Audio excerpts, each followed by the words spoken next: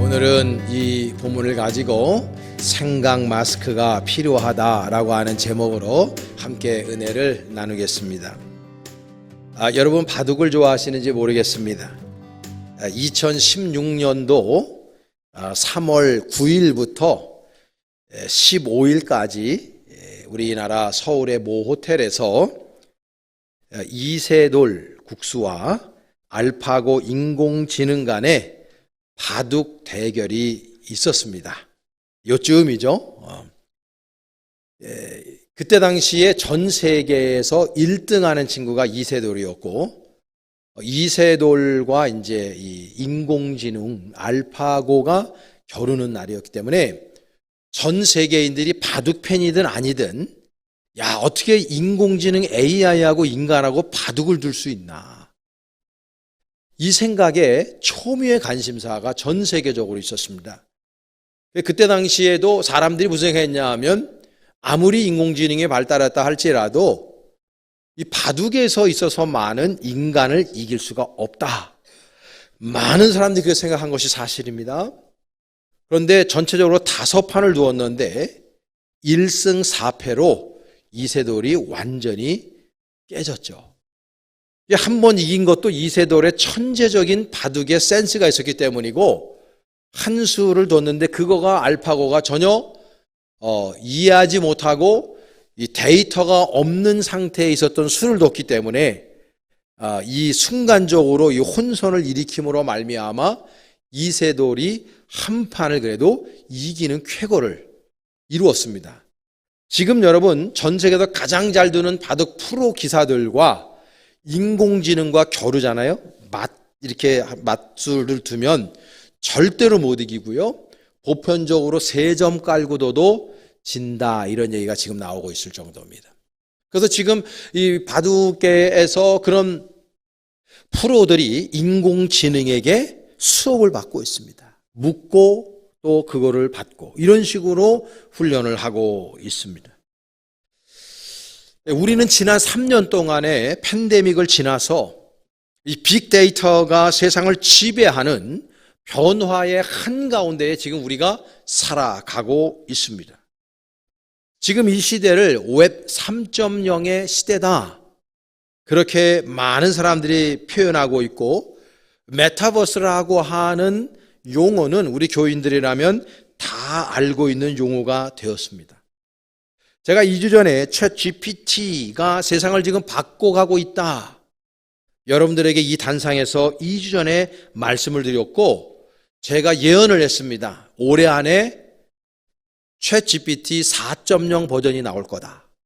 근데 지난 15일 날 나왔어요. 이게 3개월 만에 나왔어요. 저는 그래도 8, 9개월 정도 걸릴 줄 알았는데 제가 상상했던 것보다도 훨씬 빠르게 지금 3개월 만에 챗GPT 4 버전이 나왔고요.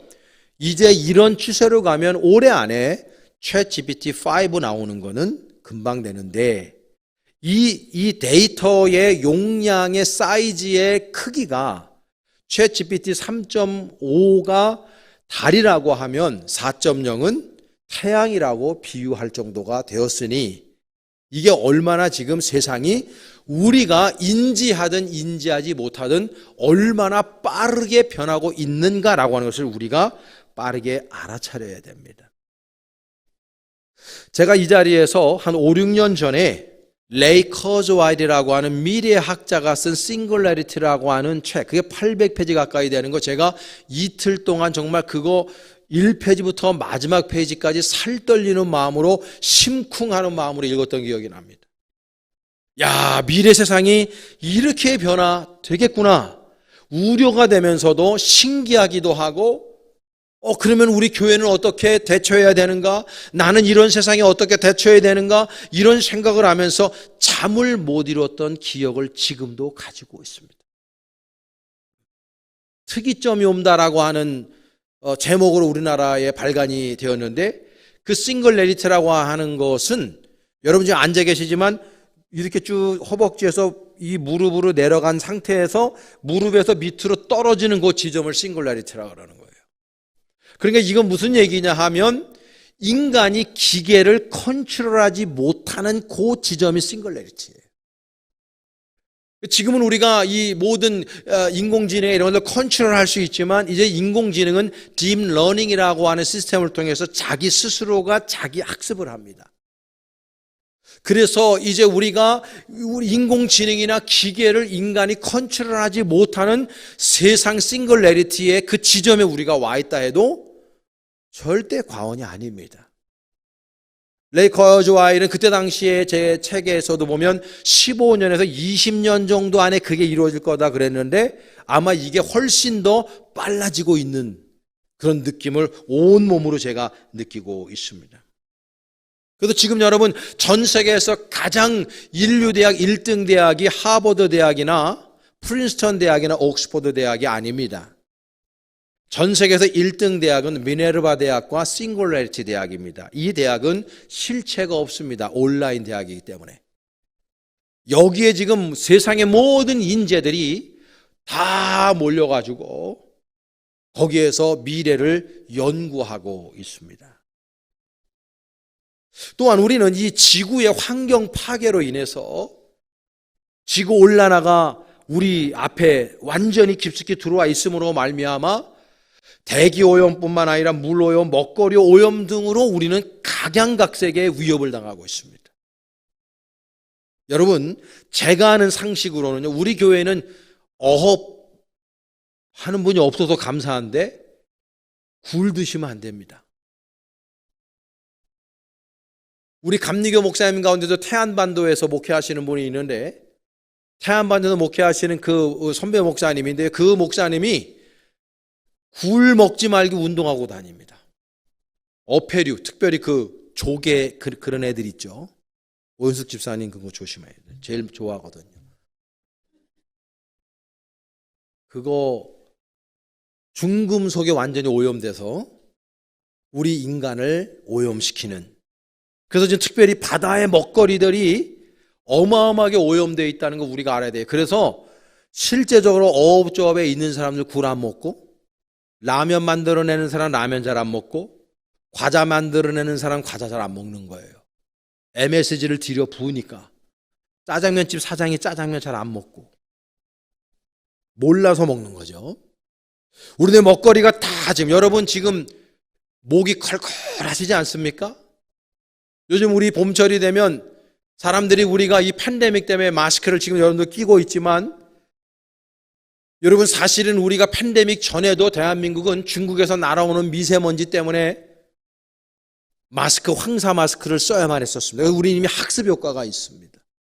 나라 땅덩어리 하필이면 중국 옆에 붙어 있어가지고 거기서 날아오는 먼지 때문에 우리가 지금 이거 끼고 있어야 됩니다. 그래서 우리가 목이 계속 저도 괜히 칼칼하고 잿빛 하늘에 눈 떠서 눈 감을 때까지 기분이 괜히 안 좋아요. 여러분 제가 사진 하나 준비했는데 저는 한 달 전에 우리 멤버들 같이 이스라엘 성지순례에 갔다 왔는데 가이사르에서 찍은 사진이 있습니다. 여러분 사람 보지 마시고 하늘과 구름을 보시기 바랍니다. 저거 한 달 전에 물론 선남 선녀들이 갔었습니다. 사람이 꽃보다 아름답습니다. 그러나 지금 인물을 보지 마시고 저 배경을 보세요. 저거 지금 이스라엘은 청정지역이라고 표현을 하더라고요.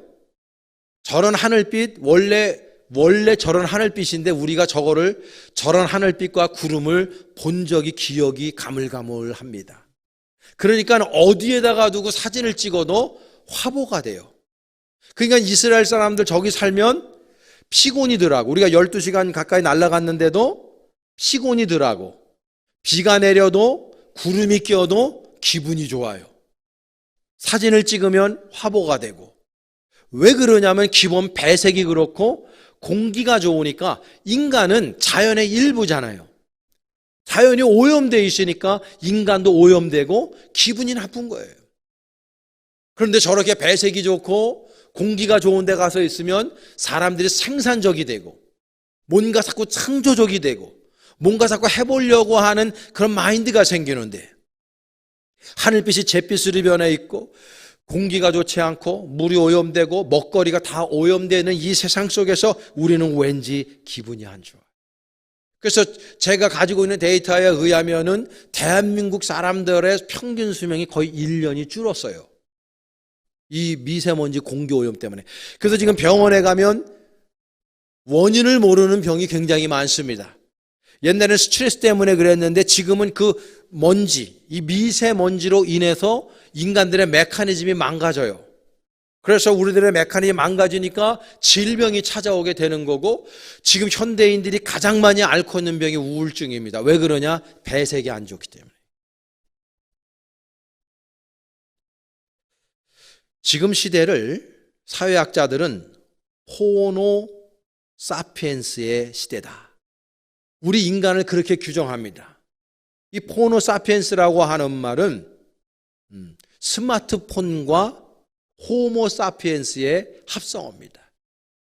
그러니까 우리 인류를 어떻게 하면 스마트폰이 생기고 나서부터 태어난 세대를 호모 사피엔스라고 명명한 건데, 제가 볼 때는 지금 우리는 애나 어른이나 할 것 없이 다 스마트폰의 노예가 되어 있으므로 지금 우리 모든 인류는 호모 사피엔스입니다.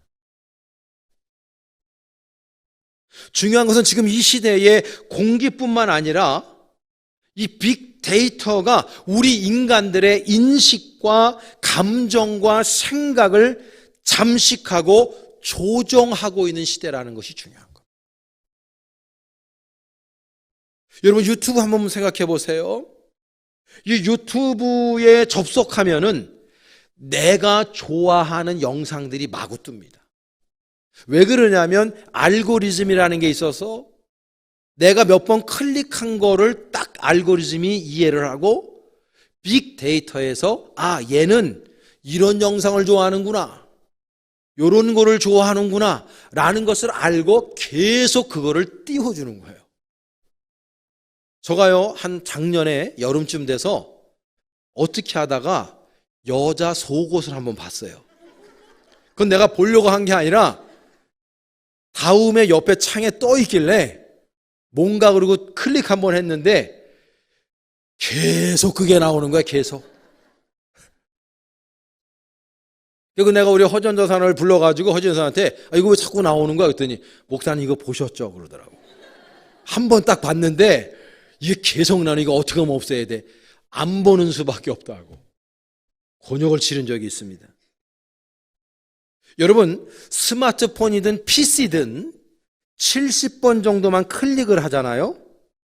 그러면 그 빅데이터가 여러분들에 대해서 여러분들의 가장 친한 친구보다 더 많이 합니다. 만약에 150번 정도를 클릭하면 여러분들의 가정 식구들보다 여러분들을 빅데이터가 더 많이 합니다. 300번 정도를 클릭했다 할 적에는 부부관계보다도 그 빅데이터가 여러분들을 더 잘 합니다. 나보다도 나를 더 잘 알아요, 빅데이터가. 그러니까 이 빅데이터가 나를 조종하고 장악하고 있는 거예요.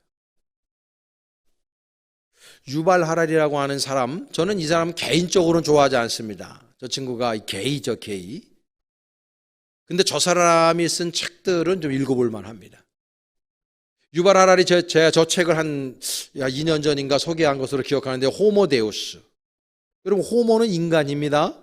데우스는 하나님입니다. 그러니까 인간이 하나님처럼 구는 시절이 되었다고 말해요. 인간이 하나님 행세라는 시절이 되었다. 근데 저 책에서 저 사람이 데이터교를 얘기했어요.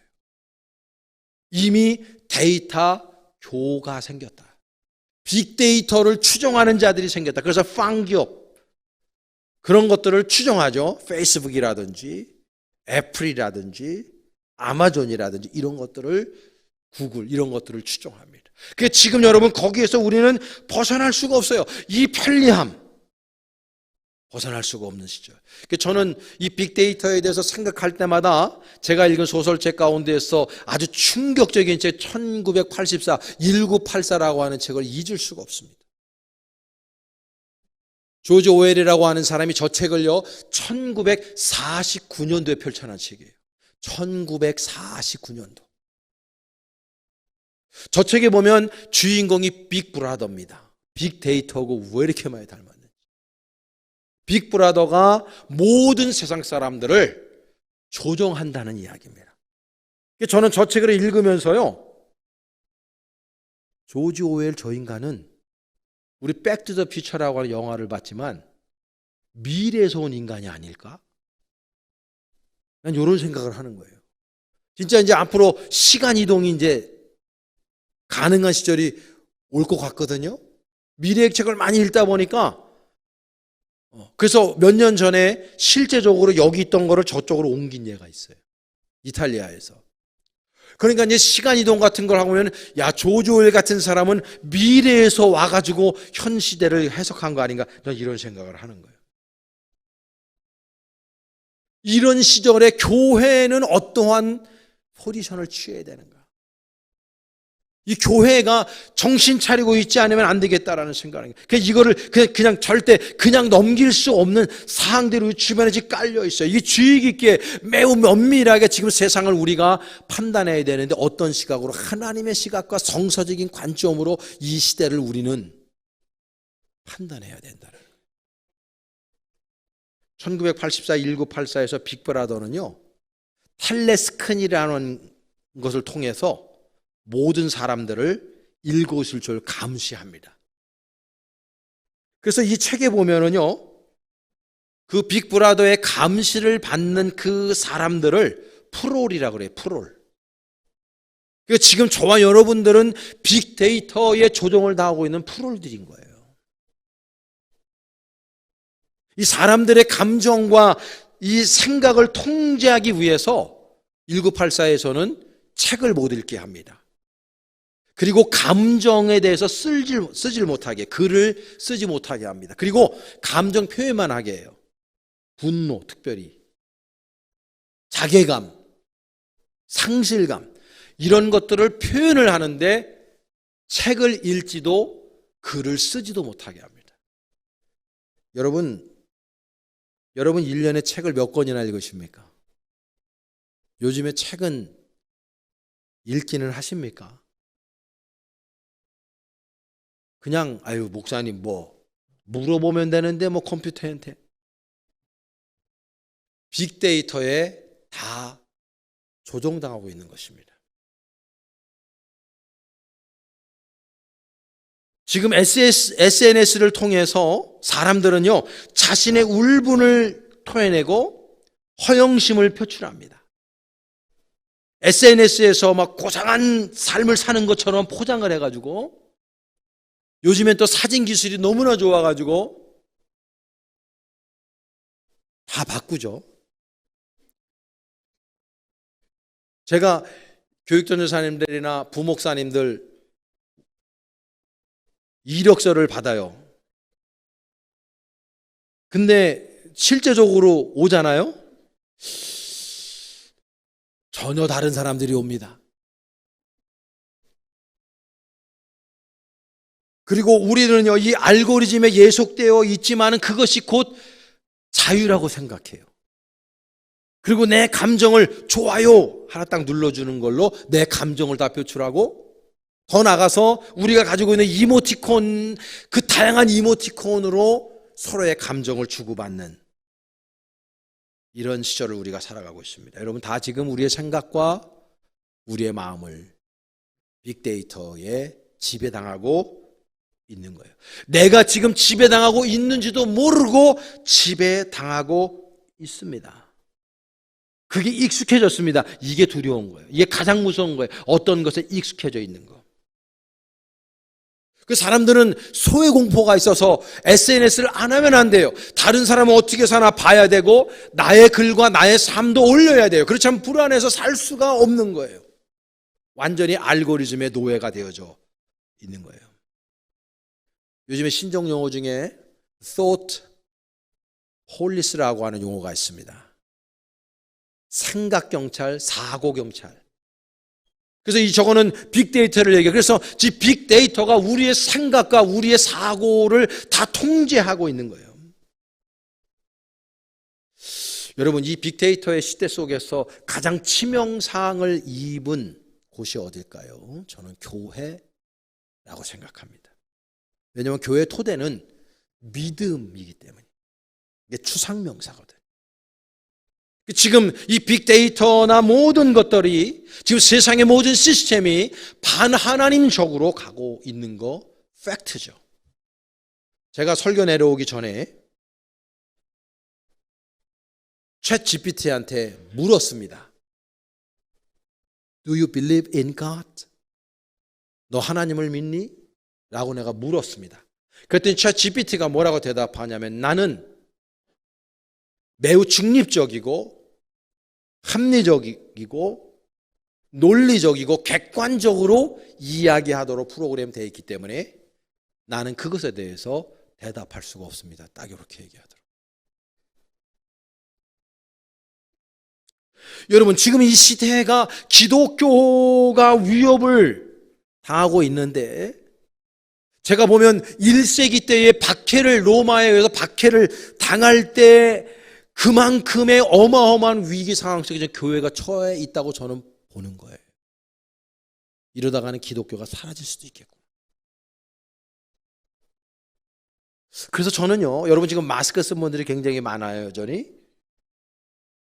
생각 마스크를 써야 되겠구나. 여러분, 마스크를 왜 씁니까? 외부에 오염된 것으로부터 나를 보호하기 위해서 쓰잖아요. 그렇죠? 그 내 건강을 유지하기 위해서, 생명 유지를 위해서 내가 쓰는 거예요. 그것처럼 우리가 생각 마스크를 써야 되겠다, 이 생각하는 거예요. 어떤 마스크를 써야 되느냐? 3가지를 준비했는데, 첫째는요, 하나님의 말씀의 마스크를 써야 됩니다. 오늘 보면 12절의 말씀 우리 다 같이 한번 합독하겠습니다. 시작. 하나님의 말씀은 살아있고 활력이 있어 자위의 날선 어떤 것보다도 예리하여 혼과 영과 및 관정과 골수를 찔러 쪼개기까지 하며 또 마음의 생각과 뜻을 판단하나니. 할렐루야.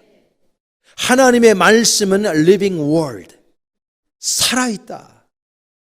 죽어있는 말씀이 아니고 2000여 년에 쓰여지고 끝난 말씀이 아니라 지금도 현재 진행형으로 살아있는 living word라고 표현하고 있는데, 이 하나님의 말씀의 능력이 뭐냐면 우리의 심령의 골수를 찔러 쪼개기까지 하고 우리의 마음과 생각까지도 감찰한다. 하나님의 말씀의 마스크를 써야 하는 이유입니다. 하나님의 말씀의 마스크를 써지 않으면은 우리는 이 세상의 데이터의 노예가 될 수밖에 없습니다. 하나님의 말씀을 우리가 올곧게 쓰지 않을 때 어떤 사회학자가 얘기했듯이 우리는요, 우리의 생각을 거세당할 수 있습니다. 사람들이 생각을 안 하는 시대입니다. 여러분, 생각하고 사십니까? 그것도 생각해 봐야 알죠? 내가 지금 생각하고 있는지 안 하는지 생각해 봐야 돼요. 예전에 저희 어렸을 적만 해도 늘 꿈을 꿨습니다. 공상을 했습니다. 그래서 공상과학 소설 같은 것들이 나온 겁니다. 근데 지금은 사람들은 생각하지 않습니다. 왜? 데이터가 다 얘기해 주거든요. 생각할 필요가 없습니다. 그래서 우리는 이 하나님의 말씀의 마스크를 쓰지 아니하면, 이 말씀을 내가 읽고 이 말씀에 내가 지배를 받지 않으면 우리는 데이터의 지배를 받고 인생을 의미 없고 가치 없이 살아가게 되는 겁니다. 여러분, 사람들이 왜 이기적이 됩니까? 점점 더 왜 인간성을 상실해 갑니까? 여러분, 데이터의 노예가 되어져 있기 때문입니다. 남을 배려하지 않습니다. 아니, 배려할 능력이 없습니다. 뇌 구조의 전두엽에 공감의 능력이 사라졌고 남을 배려하는 능력이 사라져 버렸습니다. 이럴 때 여러분, 무엇이 우리로 하면 이 땅에서 가장 아름답고 귀하고 가치 있는 생산적인 삶을 살게 할 수 있을까? 저는 하나님의 말씀에 마스크를 써야 된다고 생각하는 겁니다. 말씀은 5가지 요인이 있죠. 요소가 있습니다. 구성 요소가. 첫째는 reading. 읽어야 됩니다. 말씀을. 제발 부탁입니다. 읽으십시오. 성경 말씀을 읽으십시오. 장식장에 꽂아놓지 마시고. 더군다나 요즘에는 성경책을 들고 다니는 교인들도 드물어요. 왜? 스마트폰 보면 되거든. 여러분, 주님의 이름으로 권면합니다. 하나님의 말씀을 이 시대에 여러분 읽으셔야 됩니다. 또 하나는 listening 해야 돼요. 단순히 hearing 하는 게 아닙니다. 우리 옛날에 영어 시험 볼 때 hearing and repeat 그렇게 안 합니다. listening and repeat 그렇게 얘기하죠. hearing은 듣고 흘러보내는 거지만 listening은 주의 깊게 듣고 그 말이 무엇인지를 생각한다는 의미가 그 안에 대표되어 있습니다. 그러니까 하나님의 말씀을 단순히 그냥 히어링 하는 것이 아니라 리스닝 해야 돼요. 지금 여러분 이 말씀을, 이 메시지를 여러분들은 듣고 흘리지 말고 여러분 리스닝 하시길 간절히 축복합니다. 이 말씀을 리스닝 해야 돼요. 또 하나는 스타딩 해야 됩니다. 공부해야 됩니다. 그래서 제자 훈련이 중요한 거예요. 날마다 이 훈련을 우리가 받아야 되고 말씀을 우리가 늘 상고해야 돼요. 그 다음에 meditation, 묵상해야 됩니다. 또 하나는 reciting, 암송해야 됩니다. 이 5가지가 말씀의 중요 구성 요소입니다. 이거를 우리가 날마다 해야 되는 거예요. 이 말씀의 마스크를 쓰지 않으면 우리는 세상에 오염된 공기, 세상에 오염된 사상, 세상에 오염된 그 모든 것들로부터 우리를 지킬 수가 없어요. 우리가 그냥 오염됩니다. 그 우리의 영이 죽는 겁니다, 여러분. 얼마나 많은 사람들이 지구인 중에 얼마나 많은 사람들이 팬데믹으로 인해서 오염돼서 죽었습니까? 그리고 얼마나 많은 사람들이 지금도 병들어 있고 후유증을 앓고 있습니까? 제가 그동안에도 장례 집전을 해보면은 부모님들 돌아가신 이유가 자녀들 대부분 80~90%가 아무래도 코로나 후유증인 것 같다고 다 말씀하시더라고요. 우리를 보호해야 돼요. 이 세상에서, 이 악한 세상에서 우리는요 말씀의 마스크를 쓰지 않으면 절대 우리를 보호할 수 없다는 걸 기억하셔야 됩니다. 두 번째로는요, 우리는요 예배 마스크를 써야 됩니다. 예배 마스크. 오늘 보면 16절인데 우리 다 같이 한번 합독합니다. 시작. 그러므로 우리는 긍휼하심을 받고 때를 따라 돕는 은혜를 얻기 위하여 은혜의 보좌 앞에 담대히 나갈 것이니라. 할렐루야. 이 예배를 독일말로 고테스트, 디엔스트라고 하는데, 이 고테스트라고 하는 말은 하나님, 디엔스트라고 하는 말은 봉사헌신, 그런 의미를 가지고 있습니다. 그러니까 이 예배라고 하는 것은 뭐냐 하면 하나님이 우리 인류를 위해 봉사하시고 우리를 섬겨주시고 우리 인류도, 우리 인간도 하나님을 위해서 헌신하고 봉사한다는 의미가 예배의 의미가 있는 거예요. 다시 말해서 하나님께서 우리를 위해서 무엇을 섬겨주시느냐, 오늘 본문의 근거에 그대로 나와 있어요. 하나님 우리에게 은혜를 베풀어 주시는 거예요. 은혜를. 은혜, 여러분 카리스, 이 말 아시죠? 이건 값없이 주시는 선물이라는 뜻입니다. 그 하나님 아버지께서는 우리가 예배 행위를 할 때에 하나님은 하나님의 은혜, 값없이 주시는 선물을 우리에게 주시는 거예요. 그 선물이 뭡니까? 구원의 선물이고 기쁨의 선물이고 샬롬, 평안의 선물인 줄로 믿습니다. 여러분, 이 시대가 얼마나 악합니까? 이 시대가 얼마나 우울합니까? 이 시대가 얼마나 힘듭니까? 여러분, 일주일 동안에 소풍 다니듯이 직장 다니고 사업하다 오셨습니까? 만약에 그렇다면 여러분 얼굴이 왜 그 모양입니까? 요즘에 마스크를 벗고 다닐 수 있음에도 불구하고 젊은이들일수록 마스크를 벗지 않아요. 나를 드러내기가 싫은 거예요. 사람이 행복하고 즐거우면 드러내죠. 근데 불편한 거예요. 우울한 거예요. 삶이 재미있지 않은 거예요. 삶이 힘든 거예요. 그러니까 가리고 다니는 거예요. 벗을 수 있는데도. 여러분, 얼마나 힘들고 어렵습니까? 우리 삶이 고독합니다. 외롭습니다. 아픕니다. 내 인생 어떻게 가야 될지 모르겠습니다. 미래가 불안정합니다. 부모들은 우리 자식들 어떻게 살아야 될지 그것 때문에 염려 걱정입니다. 아내는 남편 걱정이고 남편 아내 걱정이고 자기 자신 걱정이고 또 부모들 걱정하고 우리는 걱정과 염려 한복판에서 살아갑니다. 이렇게 악의관용하고 근심과 우울이 가득한 세상. 여러분, 우리는 어떻게 이 세상을 이길 수 있겠습니까, 여러분? 예배 마스크를 끼고 예배 나오셔서 하나님의 말씀 안에 은혜 받지 않으면, 성령의 충만을 받지 않으면 우리 어떻게 인생을 살아갈 수 있는 힘을 얻겠습니까? 다 쓰러지고 넘어지는 거예요.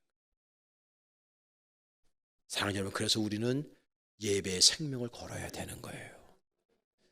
열일 다 제쳐두고요, 예배 참여하셔야 되는 거예요. 그게 여러분 살 길인 겁니다. 마스크를 써야 살듯이. 여러분, 예배를 통해서 충만한 은혜 받으시기 간절히 축원합니다.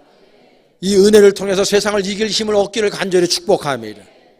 우리 옆에 있는 한번 축복합니다. 우리 힘냅시다. 한번 축복해 주세요. 힘냅시다. 좀 해요, 해레몬. 세 번째로는요, 이 교회 공동체가 마스크예요. 교회 공동체, 우리 공동체. 제가 나이 많이 들지는 않았지만 한두 살 먹어가면서 목사이길 떠나서 한 신앙인으로 보면 이 교회처럼 좋은 공동체가 없다, 이 생각을 늘 해요. 여러분, 예수님도 공동체로 존재하셨습니다. 12명의 제자를 선택하셨고 사도 바울도 그랬고요. 원래 교회 공동체는 다락방에서 시작을 해가지고 그 공동체로 모였습니다. 지금도 우리들 벌떼 공동체를 모았고, 그리고 조그맣게는 소그룹으로 하이브 공동체로 우리가 모이고 있습니다. 그래서 공동체는 너무나 귀하고 아름다운 조직인 것입니다. 이 공동체는 공공의 선을 위해 존재합니다. 다시 말해서 하나님의 나라 확장을 위해서, 그리고 아름답고 예수님의 사랑과 은혜를 아름답고 귀하게 세상을 섬기고 이웃을 섬기고 하나님을 섬기라고 우리를 공동체로 모아주신 겁니다. 공동체 안에서 내가 위로를 얻어요. 이 공동체 안에서 내가 삶의 희망을 찾아요. 공동체 안에서 내가 격려를 얻고 공동체 안에서 내가 주님의 사랑과 긍휼을 경험해요. 그 힘으로 나는 세상을 살아갈 수가 있는 겁니다. 그래서 초대교회 공동체 보면 모이기에 힘썼다. 그러니까 여러분, 죽어라 모이는 겁니다. 교회는요. 왜 아멘을 안 하십니까? 죽어라 SNS만 하지 말고 죽어라 모여야 됩니다. 교회 공동체 예배하려고. 할렐루야. 여러분, 솔직히 이 시간에 교회 안 나오면 집에서 뭐 합니까? 빅데이터 노예되어 있는 거예요. 빅데이터 노예되어 있는 거예요. 지금 잠을 자고 있는 분은요, 어저께 밤에 새벽까지 빅데이터 노예되어 있어서 피곤해서 자고 있는 거예요. 그리고 눈 뜨면 또 빅데이터 노예로 들어가는 거예요. 지금도 막 띵 울리면 궁금해 죽겠죠? 설교할 때도. 이거 봐야 돼. 막 보고 막. 목사님 설교하는 게 진짜인지 아닌지 그대로 검색하고 막 이런다고. 빅데이터 노예되어 있는 거예요. 우리 교회 이름에 안에 웹 PDS가 들어있지 않습니까? 여러분, 주보에 다 나와 있죠. 벌떼교회 이름 바꾼 이유가 6가지의 신앙의 모토 철학을 가지고 웹 PDS로 바꾼 거 아니고 웹 월십입니다. 예배의 공동체. 그 다음에 에반젤리즘, 전도하는 공동체. 그 다음에 펠로우십, 성도의 교제를 나누는 공동체. 그 다음에 프레이어, 기도하는 공동체. 그 다음에 디사이플스, 제자 훈련하는 공동체. 그 다음에 서비스, 하나님의 이름으로 사랑으로 섬기는 공동체. 이게 바로 웹 PDS, 우리 벌떼교회 이름의 뜻 안에 내포해져 있는 거예요. 우리가 공동체로 모여서 이거를 하는 거예요. 하나님을 예배하고 주님의 복음을 증거하고 성도의 아름다운 교제를 통해 서로 위로하고 격려하고 기도하고 제자 훈련 받고 섬기는 공동체. 그게 바로 우리 벌떼 공동체인 줄로 믿습니다. 이 공동체 마스크를 써야 되는 겁니다, 여러분. 이 힙스터라고 하는 용어가 있습니다. 이게 1940년대에 미국에서 생긴 용어인데, 이 힙스터는 무슨 뜻이냐면 그 시대의 유행을 타지 않는, 그래서 자기들만의 문화와 자기들만의 음악과 자기들만의 삶의 패턴을 만들어낸 사람들을 힙스터라고 그래요. 제가 신종 용어를 하나 만들어 봤습니다. 힙스터 크리스찬 돼야 되겠다. 이 시대가 지금 흐름이 어떻게 흘러가더라도 빅데이터의 노예가 되고 빅데이터에 의해서 모든 생각과 마음을 조종당하고 있는 이 시절을 우리가 살아가고 있고, 그것도 모르고 살아가고 있고, 그것이 편하게 살아가고 있는 이 시대에 경각을 울리는, 그래서 우리 그리스도인들만이라도 힙스터 크리스천, 이 세상 사조에 흔들리지 않고 예수 그리스도의 말씀을 부여잡고 하나님의 통치를 인정하면서 하나님 앞에 주권전의를 내어드리고, 그리고 주님의 말씀과 예배의 마스크를 끼고, 그리고 날마다 교회 공동체 안에서 나의 정체성을 발견하고, 이 험한 세상, 아주 간사하고 악이 관영하고 비진리가 판을 치고 있는 이 세상 속에서 정말 그리스도의 생각과 예수를 닮은 마음을 가지고 이 세상을 넉넉히 승리하며 나아갈 수 있는 진정한 힙스터 크리스천들, 진정한 예수님의 제자들 되실 수 있기를 주님의 이름으로 간절히 축원합니다. 기도하겠습니다. 하나님